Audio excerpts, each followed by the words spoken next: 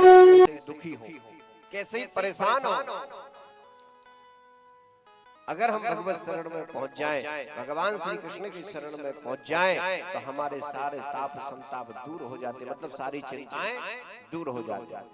तापत्रय विनाशाय, सभी को दूर करने वाले भगवान श्री कृष्ण, ऐसे भगवान श्री कृष्ण के चरणों में हम प्रणाम करते हैं। महाराज, कथाएं तो हमने सुनी है और सुन रहे हैं, सुनते रहते हैं। संतुष्टि हमें कब मिलती है? आत्मिक संतुष्टि। जब भगवान श्री कृष्ण के सत्संग करेंगे, कथाओं का श्रवण करेंगे, तभी हमें आत्म संतुष्टि मिलती है। एक समय यही स्थिति सौनकादि ऋषियों की भी थी। 31 सौनकादि ऋषि एकत्रित बैठ करके बद्रीनाथ में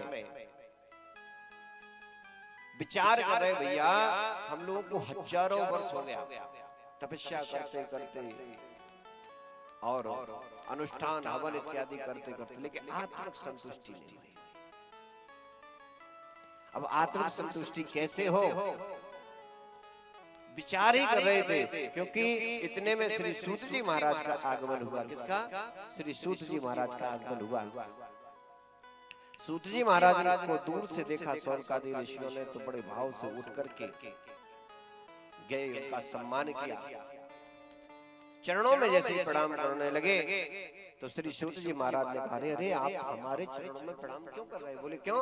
बोले आप हमसे उम्र में बहुत बड़े हैं। क्या? आप हमसे उम्र में बहुत बड़े हैं, इसलिए आपके चरणों में हमको प्रणाम करना चाहिए। आप मेरे चरणों में क्यों प्रणाम कर रहे हो? इसलिए महाराज, नहीं, आप कृपा करें। इतना जैसे ही कहा, सौनकादि ऋषियों ने श्री सूत जी महाराज से कहा, नहीं, ऐसा नहीं है। सौनकादि ऋषियों ने कहा, महाराज कि धन वृद्धा, बल वृद्धा, आयु वृद्धा तथैव च ते सर्वेपि ज्ञान विद्धस् किंकिरा शिष्य न किंकिरा। महाराज, अरे कोई धन में बड़ा होता है तो क्या बड़ा आदमी माना जाएगा? धन वृद्धा, बल वृद्धा, आयु वृद्धा तथैव च। महाराज, ना तो मैंने आपके धन को देखा है, ना बल को देखा है, ना आयु को देखा है, फिर क्यों प्रणाम कर रहे हो? बोले महाराज, ते सर्वेपि ज्ञान विद्धस् किंकिरा शिष्य न किंकिरा। महाराज, आप हमसे ज्ञान में बड़े हो, इसलिए हम आपके चरणों में प्रणाम कर रहे हैं। आप हमें भगवान की कथाएं सुनाएंगे, हमें सत्संग कराएंगे, इसलिए आप हमारे पूजनीय हो। इतना जैसे ही कहा, महाराज श्री सूत जी महाराज को सौनकादि ऋषि सभी लेकर के आए, उच्च आसन पर बिठाया और उच्च आसन पर बिठा करके महाराज पूछा, महाराज हमें कोई ऐसा साधन, ऐसा उपाय बताइए, क्योंकि भगवान की हमें प्राप्ति हो। भगवान श्री कृष्ण की प्राप्ति मुझे कैसे हो? कृष्ण प्राप्ति कर्म सस्वद साधनम तद वदाधुना। भगवान श्री कृष्ण की प्राप्ति के लिए मुझे क्या करना चाहिए? क्योंकि हम और आप इस कलकाल के काल रूपी,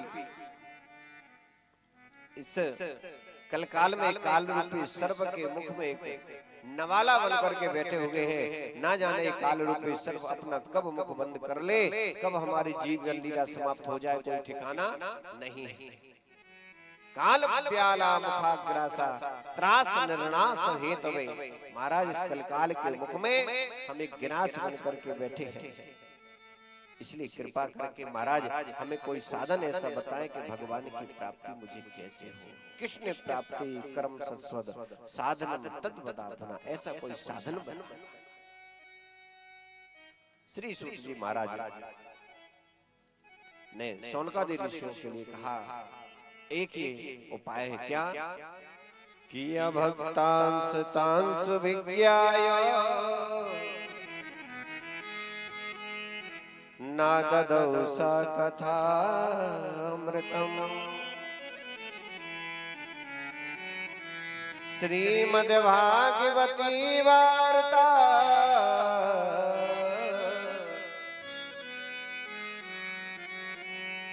सुराणामपि दुर्लभम् अवक्तांश विज्ञाय ना तदंसा कथामृतम् श्रीमद्भागवते वार्ता सुराणामपि दुर्लभम्। केवल एक ही उपाय क्या, श्रीमद् भागवत कथा का रसपान करो, उससे हमें आत्मिक संतुष्टि मिलेगी। सत्संग करो, उससे हमें आत्मिक संतुष्टि मिलेगी। क्योंकि जिससे देवता भी तरसते हैं, देवता भी विचार करते हैं कि भैया हमें भी ऐसे सत्संग में जाना है, तो वो उपाय ऐसा है कि जहाँ देवताओं के लिए भी दुर्लभ है, जो कि हमें आपको प्राप्त हो रहा है। श्री सूत जी महाराज ने जब इतना कहा, स्वर्गादि ऋषियों ने कहा महाराज बड़ी कृपा है जो कि आप हमें इस सत्संग के विषय में बता रहे। प्रश्न पूछा महाराज उसी प्रकार से ऐसे सत्संग के लिए स्वयं भक्ति महारानी एक समय इस कलकाल के प्रभाव से, कलकाल के प्रभाव से ज्ञान वैराग्य तो दोनों वृद्ध हो गए और मूर्छित भी हो गए, लेकिन भक्ति महारानी वृंदावन में जाकर के बड़े भाव से युवावस्था में विराजमान। नारद जी ने विचार किया, नारद जी भ्रमण करने के लिए जैसे निकले पृथ्वी लोक में, वो जब भ्रमण करने के लिए निकले तो उन्होंने तीर्थों में जाना प्रारंभ किया। गया गए, पुष्कर गए, काशी गए, गोदावरी गए, नर्मदा इत्यादि सब जगह जाते हुए लास्ट में वृंदावन जब पहुंचे और जब वृंदावन में देखा तो यमुना जी के किनारे एक युवती बैठी, उनके साथ में और भी माताएं बैठी हुई थी और आपस में रुदन भी कर रही थी, आपस में बातचीत भी कर रही थी। एक दूसरे को चर्चा सुनाए, रोने लगे, फिर बातचीत करने लगे। नारद जी भ्रमण करते करते जब निकले तो नारद जी ने एक आश्चर्य देखा। यमुना जी के किनारे 5-7 माताएं बैठी हुई हैं, आपस में बातचीत भी कर रही हैं और बात करते करते रोने भी लगती हैं। ऐसा क्यों? नारद जी ने दूर से देखा, अरे एक मैया जो बैठी हुई है, एक युवती, उसके गोद में 2 अचेत महापुरुष लेटे हुए, मूर्छित।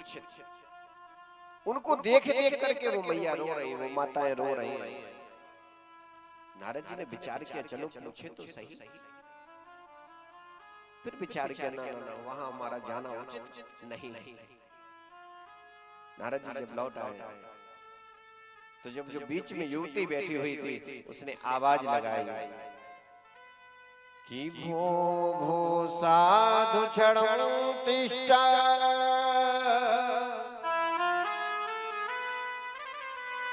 मन चिंतामपि नाशिनम् दर्शनमित विलोकस्य सर्वथा गहिनं पुरम्। भो भो साधु क्षणं तिष्ठा मन चिंतामपि नाशनम्। हे साधु महाराज, क्षण मात्र के लिए मेरे पास आइएगा। नारद जी ने कहा, अरे ये युवती मुझे बुला रही है। दर्शनम तब लोकस्य, आपका मैंने जैसे ही दर्शन पाया तो मुझे लगा हमारे कष्ट का निवारण यहाँ हो जाएगा। दर्शनम तब लोकस्य सर्वतः गहनम परम। हे महाराज, हे साधु महाराज, क्षण मात्र के लिए मेरे पास आइए। क्योंकि नारद जी ने मन में सोचा, अरे ये युवती मुझे क्यों बुला रही है? ये माताओं का समुदाय है, यहाँ हमारा जाना उचित तो नहीं है, लेकिन बुला रही है तो जाना चाहिए, शायद कोई बात। नारद जी आराम से वहां पर पहुंचे, हाथ जोड़ जोड़ के कहने लगे, देवी कस्तुम, पहले आपका परिचय, आप कौन है?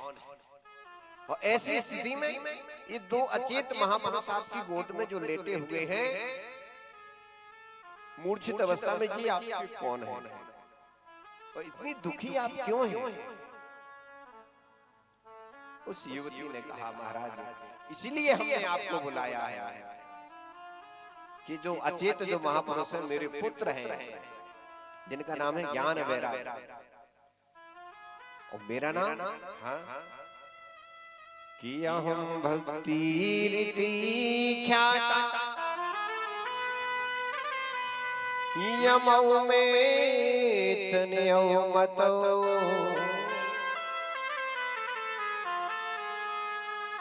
ज्ञान वैराग्य नाम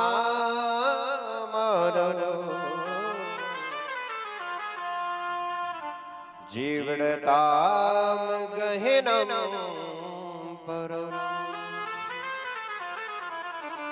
हे महाराज अहम भक्ति रीति ख्याता मेरा नाम भक्ति है। ये दोनों मेरे पुत्र हैं जिनका नाम है ज्ञान वैराग्य। कलिकाल के प्रभाव से इनकी ये दुर्दशा हो गई है। महाराज मैंने तो सब तीर्थों में गई वहां से भ्रमण करके जब ब्रज मंडल में आई तो मैं तो युवावस्था में, क्योंकि मैं पहले गया गई काशी गई गोदावरी गई तो मैं तो वृद्ध थी, मेरे दोनों पुत्र युवावस्था में थे। ठीक है और जैसे ब्रज मंडल में आई तो मैं तो युवा हो गई और ये कलिकाल के प्रभाव से दोनों हमारे पुत्र ज्ञान वैराग्य मूर्छित और वृद्ध हो चुके हैं। सो महाराज है तो उल्टा, जैसे माँ युवा हो और बेटा बूढ़े हो जाए और बूढ़े हो जाए और साथ में मूर्छित हो जाए, ये तो उल्टा नहीं हो गया? सो महाराज हम लोग सब इनको देख देख करके रो रहे हैं, हे भगवान ये मेरे साथ क्या हो रहा है? हे महात्मा जी, हे नारद जी, हे महाराज आप मेरे इस कष्ट का निवारण आप ही कर सकते हैं और कोई नहीं कर सकता, इसलिए हमने आपको बुलाया है। नारद जी ने कहा देवी चिंता ना करो और नारद जी जाकर के दोनों ज्ञान वैराग्य के पास में बैठ करके उनके कानों में से वेदों के मंत्र सुनाने लगे। क्या वेदों के मंत्र सुनाने लगे? कई उपनिषद सुनाए, गीता के पाठ भी सुनाए, गीता पाठ मुहुर्मुहु गीता के पाठ सुनाए, लेकिन ज्ञान वैराग्य की मूर्छा खुलती तो है, थोड़े से नेत्र खोलते हैं, नेत्र टिमटिमाते हैं, फिर मूर्छित हो जाते हैं। नारद जी परास्त हो गए। नारद जी ने विचार किया, हे भगवान अब ये मैं क्या करूं, इनका कष्ट कैसे दूर हो? धन्य है वो संत जो किसी के कष्ट के लिए स्वयं कष्ट में हो रहा है, किसी के दुख के लिए स्वयं दुखी हो गया है। इनका कष्ट का निवारण हो तो कैसे हो, इसे हम सही शब्द बोलते हैं। अरे संत महात्मा जो कहीं है तो कहीं मिलते थोड़ी है। महात्मा का भाव हमारे आपके अंतःकरण में होना चाहिए, क्योंकि अगर हम किसी के कष्ट को अपना कष्ट समझो तो समझो यही हमारा प्रेम है, यही हमारा धर्म है। इससे बड़ा कोई महात्मा, इससे कोई साधु नहीं हो सकता। महाराज नारद जी भ्रमण करते करते जब उन्हें कोई नहीं मिला, बड़े बड़े महात्माओं के पास में गए, आश्रमों में गए, भैया क्या करना चाहिए? कोई किसी का कोई उपाय नहीं बता रहा है। नारद जी जब उदास बैठ गए एक जगह, मन में आया ओहो सत्कर्म सोच को नूधम ज्ञान विध्वस्त सर्वविधम, सत्कर्म करो। अब सत्कर्म क्या है उसकी खोज करने लगे। किसी से पूछा, भैया सत्कर्म के विषय में आप जानते हो? तो लोग कहते हैं, महात्मा लोग कहते हैं, अरे आप ब्रह्मा के पुत्र नारद, और जब आप ही को सत्कर्म के विषय में पता नहीं तो हम भला छोटे मोटे महात्मा कैसे बता सकते? भैया मेरे बस की। नारद जी जब आगे बढ़े तो चार महापुरुष मिले जिन्हें बोलते सनत सनातन सनत कुमार। उनसे जैसे भेंट हुई, महाराज जी प्रणाम, कहाँ जा रहे हो? बस भ्रमण कर रहे हैं। सनत कुमारों ने कहा नारद जी से, नारद ये महाराज आज उदास क्यों बैठे, आप उदास क्यों घूम रहे हैं, क्या विचार है? तबकि नारद जी के चेहरे पे कभी उदासी नहीं होती है, आज बेचैन है, उदास है महाराज। नारद जी ने अपने मन की बात बताई, मैं एक विषय में घूम रहा हूँ, सत्कर्म क्या है, और दूसरी बात एक और, मैंने पृथ्वी लोक में मैं भ्रमण करने के लिए गया था, मैंने सभी लोगों को देखा, नाना प्रकार के लोगों को देखा, स्थिति बड़ी गड़बड़ है पृथ्वी लोक। बोले क्या है महाराज, सारा वृतांत सुनाया। एक और स्थिति है, बोलो जय श्री कृष्ण, आवाज ना आ रही, बोलो जय श्री कृष्ण। ऐसे ना, क्योंकि हम तो कथा सुनाए जा रहे हैं, आप लोग अपनी मस्ती में बैठ करके आलस कर रहे हैं ना? बोलो जय श्री कृष्ण।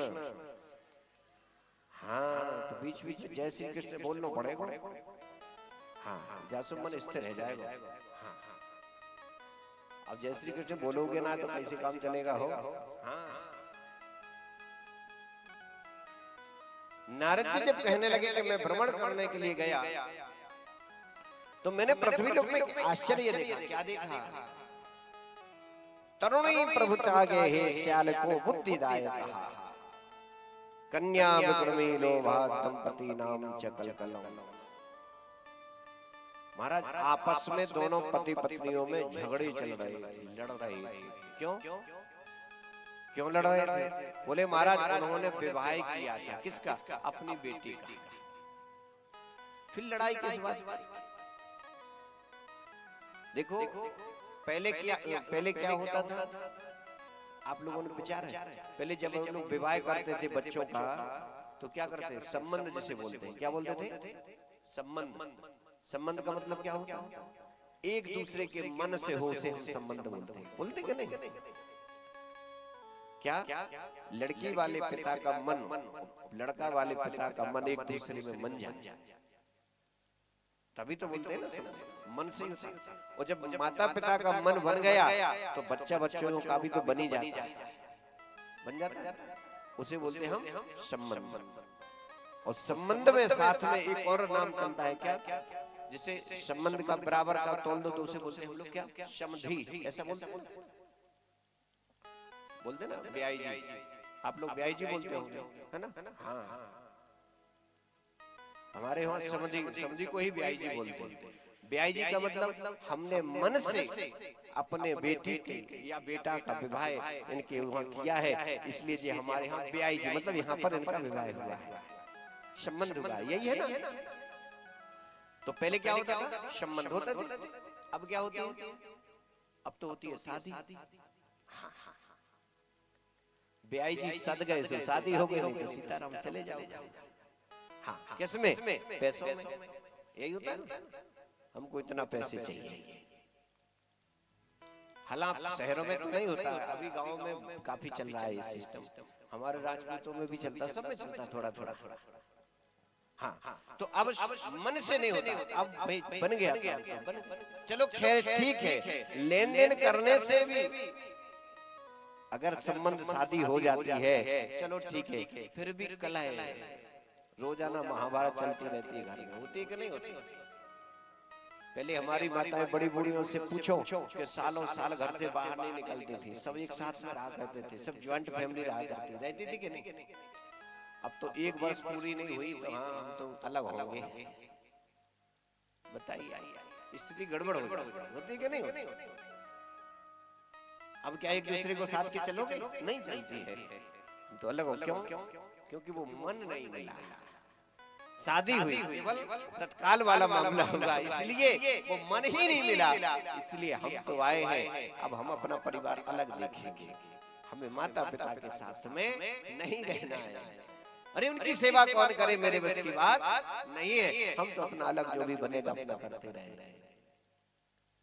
लेकिन ये गलत है, ये स्थिति देखिए, आज हम लोग बेचैन परेशान क्यों हैं? अपने आप में सुखी तो हैं अपने आप में, लेकिन वो भी नहीं। अरे माता पिता से हम लोग अलग भी रह रहे हैं, दुनिया में कहीं भी रहो फिर भी दुखी, महाराज बहुत परेशान। क्यों भैया आप क्यों परेशान? अरे हम लोग ज्वाइंट फैमिली में एक साथ रहते थे, फिर भी परेशान नहीं होते थे, जो भी अपना उल्टा सीधा चलता रहता था भगवान की कृपा से। अकेले भी हैं फिर भी डिस्टर्ब होते हैं, फिर भी हम बेचैन और दुखी रहे, क्योंकि जब हम एक दूसरे का सहयोग नहीं कर सके क्या मतलब का हमारा जीवन। बोलो जय श्री कृष्ण। हाँ, इसलिए हमें एक दूसरे के सहयोग की बड़ी आवश्यकता है। अरे हम मोहल्ले पड़ोस में भी रहे तो एक दूसरे की परिस्थिति को समझे, एक दूसरे के दुख को समझे।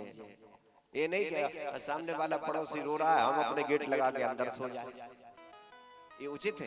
नहीं है। अरे कल आपके ऊपर भी आपत्ति विपत्ति आएगी, आप भी परेशान होगे तो सामने वाला भी सो जाएगा। इसलिए प्यारे एक दूसरे का सहयोग करना चाहिए अगर हम जीवन में आए हैं तो। इसका मतलब ये नहीं कि हम तो वो फलाने हैं, वो हम अपने उससे नहीं है, हम अपने धर्म से नहीं है, फलाने धर्म से नहीं। गलत बात, ये हमारी सोच गलत है, ये हमारे विचार गलत है। हमें भागवत जी क्या सिखाते हैं? क्योंकि हम तो कथाएं करके चले जाए, सीधे सीधे कथा सुनाते हुए चले गए, हो गया काम। लेकिन हमें इससे क्या शिक्षा मिलती है? नारद जी मुझे क्या सिखा के गए हैं? नारद जी एक के दुखित रहने के प्रति कितने परेशान हुए, दर दर की ठोकर काफी वर्षों तक घूमते रहे। सत्कर्म क्या है? ताकि ज्ञान वैराग्य की मूर्छा खुल जाए, उसके लिए नारद जी चारों ओर घूमते रहे, पूछते रहे संतों से, महात्माओं से, आश्रमों में जाकर के पूछते रहे। फिर जाकर के उन्हें सनत कुमारों का आश्रय मिला, तब जाके उन्होंने कहा सत्कर्म सूच को नूनम ज्ञान वृद्धस् चतुर्विधम। अरे इनका तो कष्ट दूर कब होगा? बोले जब श्रीमद् भागवत कथा का रसपान करा दो तब इनका सारा कष्ट दूर हो जाएगा। तब हम लोग परेशान होते होते नारद जी को लास्ट में जब गुरु शरण मिली, संतों का संग मिला, तब जाकर के उन्हें आश्रय मिला। तो प्यारे उसी प्रकार से हम और आप एक दूसरे के सहयोग में यदि रहेंगे तो हमें कोई आपत्ति विपत्ति आती है तो हम एक दूसरे का सहयोग कर दें। अरे कुछ नहीं तो मुंह का तो सहयोग करे, तो बोलो जय श्री कृष्ण। अरे भैया आप कैसे हो इतना तो पूछ सकते हो ना, ज्यादा कुछ नहीं कहोगे तो। सनत कुमारों से जब नारद जी ने कहा हम पृथ्वी लोक में भ्रमण करके आए, लोगों को मैंने नाना प्रकार से दुखित तो पीड़ित देखा तो मुझे बड़ा कष्ट हुआ। सो महाराज अब क्या करना चाहिए? संतों ने कहा, महात्माओं जब शरण में पहुंच गए संतों के, तो सनत कुमारों ने कहा बस सत्कर्म करवाओ, ताकि भागवत कथा का रसपान कराओ, ताकि ज्ञान वैराग्य की मूर्छा खुल जाएगी, उनका भक्ति महारानी का सारा कष्ट दूर हो। जब आए उच्च आसन पर बैठाया, मंगलाचरण किया, जब कथा का प्रारंभ किया, हरे नाम संकीर्तन जब करने लगे, सभी ऋषि महात्माओं को उच्च आसन पर जो जैसे थे वैसे स्थान दे दिया, सब लोग बैठ गए। आइए हम लोग भी भगवान की शरण में पहुंचते हैं। कैसे? कि भजन में लागी रे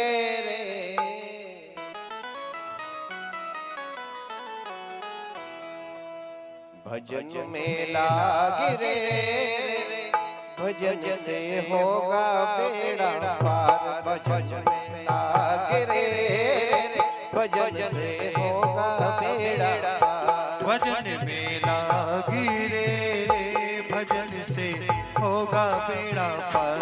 भजन में लागी रे, भजन से होगा बेड़ा पार। भजन से होगा बेड़ा पार, भजन से होगा बेड़ा पार, भजन से होगा बेड़ा पार। हाँ होगा बेड़ा पार, भजन से होगा बेड़ा पार। भजन से होगा बेड़ा पार। भजन में लागी रे, भजन से होगा बेड़ा पार। भजन में लागी रे, भजन से होगा बेड़ा पार।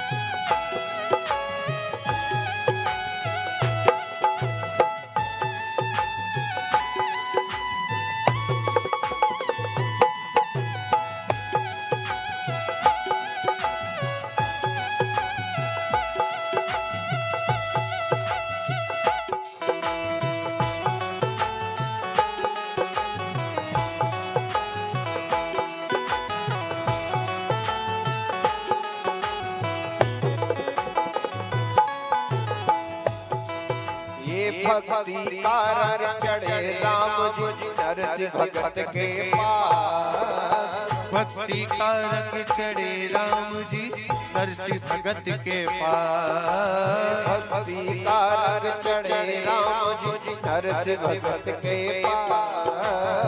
भक्ति का रंग चढ़े राम जी नरसिंह भगत के पास। भोजन में हरि दरस हुए हो गए भव से पार। भोजन में हरि दरस हुए हैं हो गए भव से पार। भजन में लागे रे भजन से होगा बेड़ा पार। भजन में लागे रे भजन से होगा बेड़ा पार।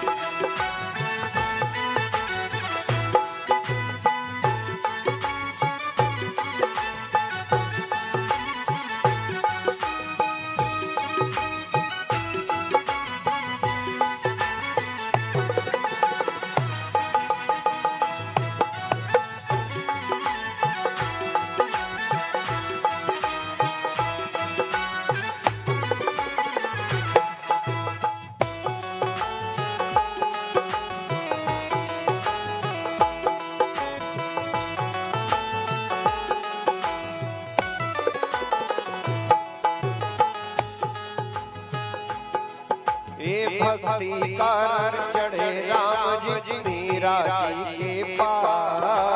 भक्ति का रंग चढ़े राम जी मीरा जी के पास।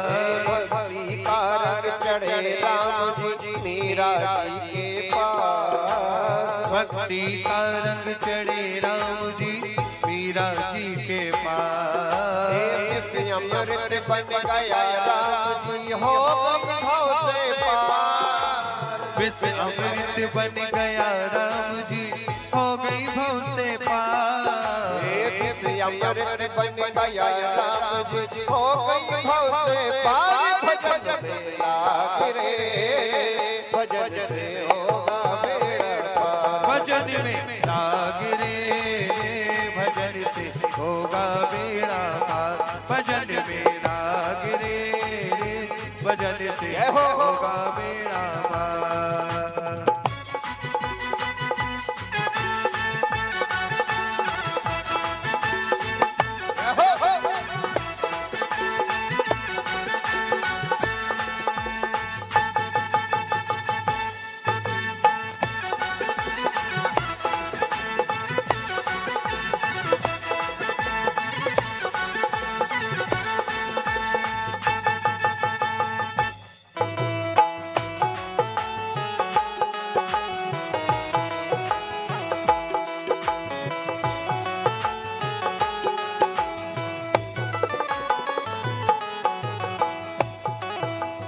भक्ति का रंग चढ़े राम जी मीरा जी के पास। भक्ति का रंग चढ़े राम जी मीरा जी के पास। कि भजन का रंग है मीरा जी के ऊपर ऐसा चढ़ा हुआ है सबको त्यागने के बाद। ये तो सबको ही पता है कि उनको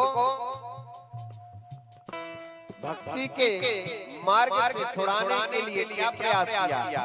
अरे विष भी जहर भी दे दिया गया कि मर जाए, लेकिन ठाकुर जी की कृपा से कन्हैया की कृपा से वो भी अमृत बन गया। अब यहाँ जो सत्संग चल रहा सनत कुमार जो सत्संग करा ही रहे थे, सभी लोग नाच रहे थे, कोई ताली बजा रहा था। इतने में भक्ति महारानी उठ करके खड़ी हो गई और भक्ति महारानी ने कहा, महाराज आपने सबको आसन बैठने के लिए आसन दिया, लेकिन हमारे लिए तो कुछ दिया ही नहीं। तो सनत कुमार ने कहा, भक्ति महारानी से कहा, माता जी आपके लिए सबसे अच्छी जगह दे रहा हूँ। बोले कौन सी? बोले जितने जो भक्त बैठे होंगे, क्या जितना ये भक्तों का समुदाय बैठा हुआ है, और जाकर के इनके सभी के हृदय में विराजमान हो जाओ। इससे अच्छी और कोई आसन नहीं मिलेगी। सबके हृदय में विराजमान हो जाओ, जिससे हमारे आपके सब लोग भगवान के रंग में सभी रंग जाएंगे। ये भक्ति का रंग चढ़े राम जी मीरा जी के पास, भक्ति का रंग चढ़े राम जी मीरा जी के पास। ये अमृत बन गया राम जी हो गई भव से पार, विषय अमृत बन गया राम जी हो गई भव से पार। विषय अमृत बन गया राम जी हो गई भव से पार। भजन में लाग रे, भजन से होगा बेड़ा पार। भजन में लाग रे, भजन से होगा बेड़ा पार। भजन में लाग रे, भजन से होगा बेड़ा पार। भजन में लाग रे, भजन से होगा बेड़ा पार। भजन से होगा बेड़ा पार, भजन से होगा बेड़ा पार। भजन से होगा बेड़ा पार। भजन से होगा बेड़ा पार। भजन में लाग रे, जय हो। भजन में लाग रे, भजन से होगा बेड़ा पार। भजन से होगा बेड़ा पार। भजन से होगा